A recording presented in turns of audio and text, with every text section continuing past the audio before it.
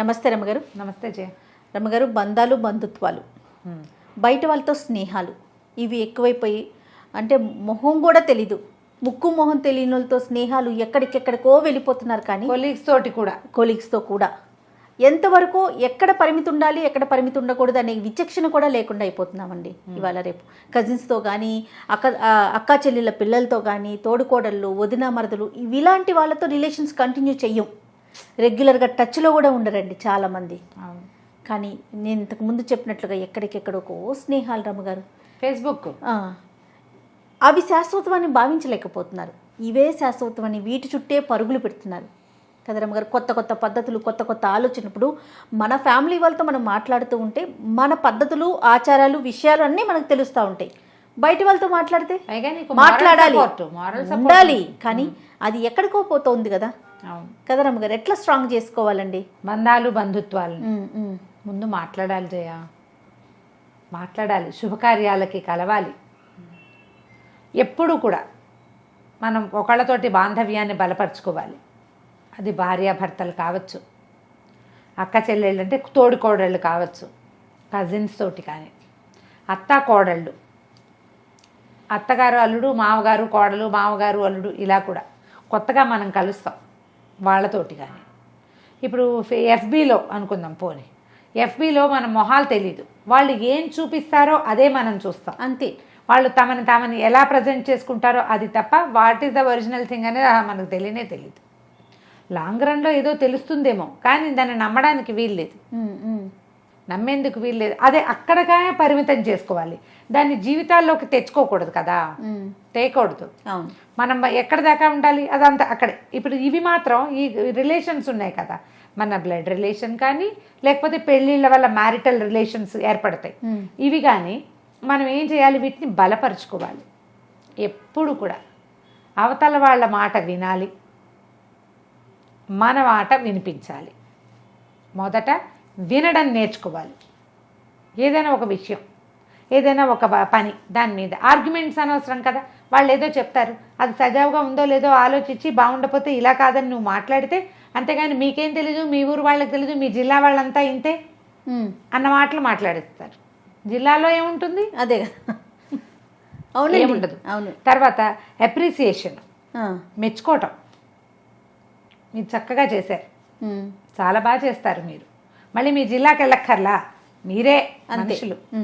మెప్పు, సలహా తీసుకుంటే థ్యాంక్స్ చెప్పటం, అప్రిసియేషన్ ఎంత అవసరమో థ్యాంక్స్ గివింగ్ కూడా అంతే అవసరం.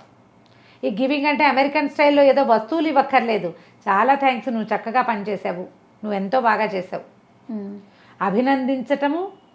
తర్వాత ఏమో మెచ్చుకోవటమే కాకుండా, నీ వల్ల నాకు ఈ పని వనుగూడింది, నువ్వు సరిగ్గా చెప్పావు, నువ్వు బాగా చెప్పావు, నువ్వు ఉండటం వల్లే నేను ఇది చేయగలిగాను అని వాళ్ళకి ఒక మెచ్చుకోలు, కృతజ్ఞతాపూర్వకంగా మాట్లాడడం. బంధాల్లో ఇది చాలా అవసరం. భార్యాభర్తలు కూడా థ్యాంక్స్లు, సారీలు చెప్పుకోవాల్సిందే. ప్లీజ్, థ్యాంక్స్, సారీ, ఈ మూడు ఎంత అవసరమో. అవునండి, థ్యాంక్స్ తరచుగా చెప్పాలి, సారీ చెప్పే అవకాశాలు తీసుకోవద్దు. చెప్పాల్సి వస్తుంది కానీ సారీ చెప్పే పరిస్థితులు రానివ్వద్దు. ఒకళ్ళు నిన్ను ప్లీజ్ అని అడిగేంత మొండికెత్తద్దు. కానీ ఈ మూడు పదాలు మన జీవితాల్లో ఉండాలి. ఇవి మూడు వాడగలిగేవాడు, విస్తారంగా వాడేవాడు లేదా సందర్భానుసారం వాడేవాళ్ళ బంధాలు ఎప్పుడు బాగుంటాయి. నువ్వు ప్లీజ్ అని బతిమలాడవు, నాకు చేసి పెట్టవా అని అడగవు, నీకెవడూ చేయడు. ప్లీజ్ ప్లీజ్ అని అడిగించుకున్నా చెయ్యవు నువ్వు, నీ దగ్గరికి ఎవడూ రాడు. ఎప్పుడూ సారీయే ఎక్స్పెక్ట్ చేస్తావు, కానీ నువ్వు సారీ చెప్పవు, అప్పుడు లాభం లేదు. నువ్వు థ్యాంక్స్ చెప్తావు, ఎప్పుడు నీకు అవకాశం ఉంటుంది ప్రతి చోట. అన్నిటికీ కాదు, అన్నం పెడితే థ్యాంక్స్, మంచినీళ్ళు ఇస్తే థ్యాంక్స్ కాదు, అన్నం పెట్టడం, మంచినీళ్ళు ఇవ్వడం, మామూలు సాధారణ క్రియలు కాకుండా ఏదైనా మంచిది, ఉపయోగపడేది, అవసరమైన సమయంలో చేసిన సహాయం, అప్పుడు థ్యాంక్స్ చెప్తే అది మనసు నిండుగా ఉంటుంది. వీటి వల్ల బాంధవ్యాలు బలపడతాయి. టేకెన్ గ్రాంటెడ్గా అవతల వాళ్ళతో చాకరీలు చేయించేసుకుని ఇన్ రిటర్న్ ఏమీ చేయకుండా, థ్యాంక్స్ అయినా చెప్పకుండా చేస్తే ఇంకా మీకు బాంధవ్యం నిలబడదు. ఫార్మాలిటీగా thank you madam, thank you madam, thank you madam అంటుంటారు. ఎంత ఫార్మాలిటీయో, లోపల ఏం లేదు, డొల్లా. ఎందుకని థ్యాంక్స్? నువ్వు నిలబడాల్సినప్పుడు నిలబడవు, ఎందుకు నీ థ్యాంక్స్ వేస్ట్గా కదా, దండగా పర్వదండగా. ఇది చేయకూడదు. తర్వాత ఆనెస్ట్గా మాట్లాడడము. బంధాలలో నిజాయితీ చాలా అవసరం, ట్రాన్స్పరెన్సీ చాలా అవసరం. ఏదో ఒక జరిగింది, నువ్వు చేసావని వాళ్ళు అనుకున్నారు, నువ్వు చేసావని చెప్పడానికి, సాక్ష్యం చెప్పడానికి ఇంకొక బంధువు రెడీగా ఉన్నాడు. నువ్వు ఏ సందర్భంలో అలా చేయవలసి వచ్చిందో నీ అంతటా నువ్వే చెప్తే, వేరే వాళ్ళకి కాదు, ఎవరైతే నీ మీద అనుమానపడుతున్నారో వాళ్ళకి నువ్వు ఓపెన్గా ఇలా ఇలా జరిగింది అనుకోకుండా ఆ సమయానికి అలా జరిగిపోయింది నువ్వే చెప్పేస్తే మీ బాంధవ్యం పాడు కాదు. నువ్వు చెప్పడానికి సిగ్గుపడి, అవమానపడి, మొహమాటపడి చెప్పకపోయినా, వీళ్ళు అడగకపోయినా ఇంకా బాంధవ్యం నిలబడదు. ఎప్పుడు ఆ అనుమానం అలాగే ఉంటుంది. ఇప్పుడు అక్క చెల్లెళ్ళు అన్నదమ్ములు అనుకోజయ, ఎంత కోపాలు వచ్చినా 95%, పోనీ 90%, ఎంత కోపాలు వచ్చినా తమ్ముడికి ఒక కష్టం వచ్చిందంటేనో, అక్కకు ఒక అనారోగ్యం వచ్చిందంటే కదిలిపోతాం మనం. రక్తం అట్లా కోపాన్ని మర్చిపోతాం. వాళ్ళకి ఏదైనా వస్తే ఆపుకోలేకపోతాం, దుఃఖం, కష్టం, పరిగెత్తేస్తాం అక్కడికి. ఎందుకుంటుంది రమ్మగారు? రక్తస్పర్శ అంతే కదా. రక్తం మన మేనమావులన్నా, మన బాబాయిలన్నా, మన ఓన్ పీపుల్, మన వాళ్ళు అన్న భావన ఉంటుంది చూసావా, రక్తం అట్లా పిలుస్తుంది.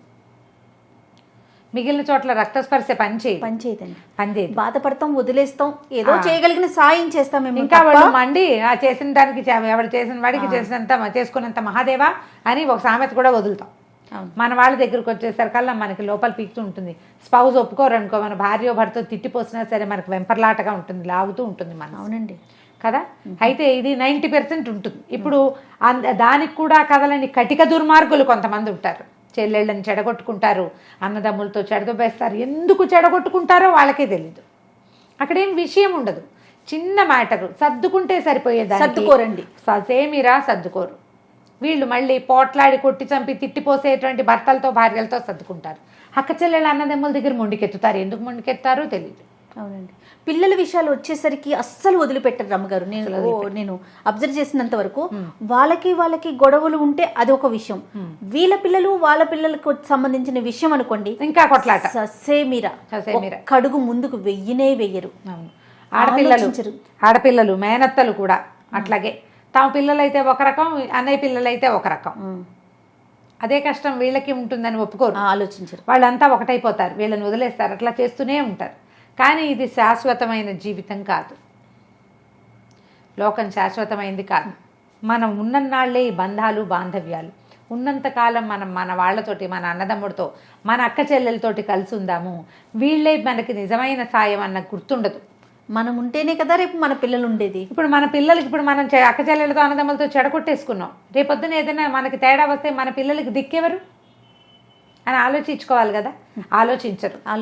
ఈ రోజే గుర్తుండు, ఈ రోజే తెలుస్తుంది. చెల్లెల వల్ల ఏదో ప్రాబ్లం వచ్చింది అనుకుంటారు, లేదా అన్నయ్య వల్ల ఈ సమస్య వచ్చింది అనుకుంటారు, తమ్ముడే చేశాడు అనుకుంటారు. ఒక అరెకరం తమ్ముడికి వెళ్ళిపోయింది, 10,000 వాడికి ఎక్కువ ఇచ్చారు, ఓ పావుతులం బంగారం వాళ్ళకి వెళ్ళిపోయింది, దాని మీద కొట్లాడుకుంటారు.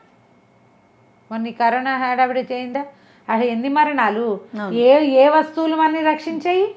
ఏమీ లేదు. అవునండి, ఏం లేదు. ఈ బాంధవ్యాన్ని సరి చేసుకోవాలంటే ఆనెస్టీ చాలా ముఖ్యం.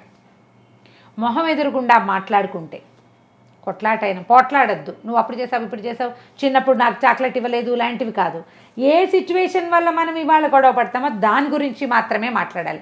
ఇక్కడ ఏమవుతుందంటే అన్న చెల్లి మాట్లాడుకోవడానికి కూర్చున్నారనుకో, మధ్యలో వాళ్ళ భర్త వీళ్ళ భార్య చేస్తారు, వాళ్ళు అప్పుడెప్పుడో వీళ్ళెప్పుడెప్పుడో అని అసలు విషయాన్ని పలచన చేసేసి అక్కర్లేని విషయాలు మాట్లాడతారు. ఆవేశాలు పెరుగుతాయి, మళ్ళీ బాంధవ్యం చెడిపోతుంది. అది ఇంకో పెద్ద సమస్య అవుతుంది, ఇంకా పెద్ద సమస్య అవుతుంది. ఈ ట్రాన్స్పరెన్సీ, ఆనెస్టీ, ఇవి రెండు చాలా ఉపయోగపడతాయి బాంధవ్యాలు సరి చేసుకోవటంలో. కూర్చొని మాట్లాడుకోవటం, ఒక మంచి రోజున ఏదైనా చక్కగా హ్యాపీ బర్త్డే చెప్పటము, హ్యాపీ మ్యారేజ్ కలవటము, తర్వాత విష్ చేయటము. రైట్. అప్పుడప్పుడు ఎలా ఉన్నావు, ఏమిటి పరిస్థితులు, ఇక్కడ బాగోలేదు, ఏదో అక్కడ ఏదో ప్రమాదం అయింది, ఓ ఫోన్ చేసి మీ ఊళ్ళలో ఏంటి ఇట్లా ఉంది, ఎలా ఉన్నారు మీరు, ఓకేనా అని కనుక్కోవటం. నీకు మనసు లోపల ఉండాలి అది. అంతే. నువ్వు ఇంత మాత్రం చేస్తే మనం బాంధవ్యాలను చెడిపోకుండా ఉంచగలుగుతాం. దీంతోపాటు తోడుకోడాలి, కో సిస్టర్స్. ఇప్పుడు భార్యాభర్త ఇద్దరు ఎక్కడే వాళ్ళు, వీళ్ళు ఇంకో భార్యాభర్త, వీళ్ళిద్దరూ అన్నదమ్ములో లేదా వాళ్ళిద్దరూ అక్క చెల్లెళ్ళు అనుకుందాం. తోడుకోడళ్ళు, తోడల్లుళ్ళు కూడా మనము భగవంతుడు మనకి ఏంటంటే ప్రపంచము మనని ఒక చోటకి చేర్చింది. ఓ ఇద్దరు ఒకే కడుపును పుట్టిన వాళ్ళిద్దరూ మనకు భార్యలో భర్తలో అయ్యారు. వాళ్ళని సంతోషంగా ఉంచాలంటే మనం వీళ్ళతో కలిసి ఉండాలి. తోడల్లుళ్ళు పోట్లాడికి చచ్చేది ఉంటుంది, తోడుకోడళ్ళకి పడకపోవటము ఉంటుంది. దానివల్ల ఏమవుతారు, మన స్పౌజ్ ఎవరైతే ఉన్నారో భార్యో భర్తో వాళ్ళు తమ తోబుట్టువుల నుంచి డిప్రైవ్ అయిపోతారు. ఎప్పుడు దుఃఖపడతారు, కష్టపెట్టుకుంటారు లోపల. నువ్వు ఏం సంతోషపెట్టినట్టు స్పౌస్ని? వాళ్ళకేం సంతోషం ఇచ్చావు? అయిన వాళ్ళని దూరం చేసేసి ఏమిటో డబ్బుల కోసమో వస్తువుల కోసమో ఏదైనా మాట పట్టింపు కోసమో మర్యాదతో లోపం వచ్చిందనో ఇలా ఎన్ని కథలు కనపడతాయో అడుగు అడుగున. అక్కడి నుంచి వదిన ఆడపడుచులు, కొత్తగా పెళ్లి చేసుకున్న పిల్లలకి పనులు రాకపోవచ్చు, మీ పద్ధతులు తెలియపోవచ్చు, వాళ్ళది వేరే విధానం కావచ్చు. ఆ అమ్మాయిని కలుపుకుంటూ ఉంటే సరిపోతుంది. ఒకవేళ ఆడపడుచు తెలియక ఏదైనా ఒక మాట మాట్లాడితే వదినే సర్దుకుంటే సరిపోతుంది. సర్దుకోరు వాళ్ళు సర్దుకోరు, వీళ్ళు ఊరుకోరు. దీనివల్ల అమ్మాయి ఏమో అన్నదమ్ముడిని కోల్పోతుంది, ఈ అమ్మాయి భర్త అక్క చెల్లెల్ని కోల్పోతాడు. దానికి కారణం ఈ అమ్మాయే అవుతుంది. అవునవును. ఓపెన్గా ఉండండి. మీరు ఫ్రెండ్స్తో ఎలా ఉంటారు, కొలీగ్స్ తోటి ఎట్లా ఉంటారు, ఎలా ఉంటే నీ ఆఫీస్ వాతావరణం బాగుంటుంది. ఏదైనా తేడా వస్తే మాట్లాడుకుని మళ్ళీ అన్నీ సెట్ చేస్తారు కదా. బాంధవ్యాలని కూడా అలాగే ప్రోగ్రామ్ మేనేజ్మెంట్ లాగా కనుక చేస్తే, ఒక ఈవెంట్ మేనేజ్మెంట్ ఎలా చేస్తాం, ఒకడు పువ్వులు తేవాలి, ఇంకొకటి ఆకులు తేవాలి, కట్టేవాడు ఒకడు, ఎట్లా లైన్గా చేస్తాం. అవును. అప్పుడు ప్రాపర్గా ఈవెంట్ అవుతుందా? అలాగే సంసారం కూడా. దీనికి ప్రయత్నం చేయాలి. ఎక్కడో ఒక చోట మొదలుపెట్టి నేను ఎందుకు చేయాలి అనుకోవద్దు. ఎస్, మీరు ఇది విని మీకు ఇది నచ్చితే అవతల వాళ్ళు చెయ్యూపడం కోసం చూడొద్దు. మీరే స్టార్ట్. నేను చేశానండి అయినా వాళ్ళు చేయలేదండి అనుకోవద్దు. చేస్తూ ఉండండి. ఓపెన్గా మీరేం చేస్తున్నారో మీ స్పౌస్కి తెలియచేయండి. మీరు ముగ్గురు అక్క చెల్లెళ్ళు ఉంటే మీ ఇందులో ఇద్దరికి తగాదా ఉంటే మూడో వాళ్ళకి చెప్పండి. వాళ్ళు పై వాళ్ళని సెట్ చేస్తారు. మీ ఉద్దేశం ఇది అని చెప్పి వదిన ఆడపడుచులతోటి, అత్తగారులతోటి, తోడుకోడళ్లతోటి, చుట్టాలు, మన కజిన్స్, మన పెదనాన్న పిల్లలు, పిన్నాన్న పిల్లలు, మామయ్యల పిల్లలు, పేనత్తల పిల్లలు, వీళ్ళతోటి కూడా అంతే.